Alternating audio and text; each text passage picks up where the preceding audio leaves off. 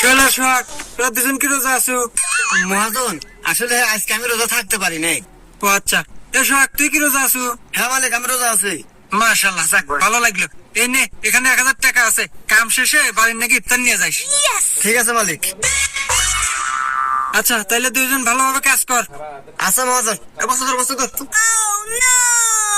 তুই তো 2000 টাকা ভালো রে। আরে টিয়া তো তুইও পালো নি, মিথ্যা কথা বলি। মিথ্যা কথা কছো? তোমার তো রোজা নাই? আরে না পাগল, আমি তো রোজা নাই। কিরে, তোরা কেউ কি আজকে রোজা আছো?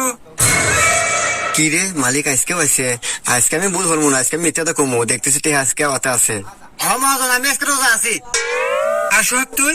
না মহাজন, হ্যাঁ সাথে চেতন পাই নাই। ও আচ্ছা, তাহলে তুই এক কাজ কর, বাসায় যা দেখ তোর ভাবি বিরিয়ানি রান্না করছে, যা খাওয়া দাওয়া করে আয় গা। আচ্ছা মহাজন, আমি আনি যাইতেছি।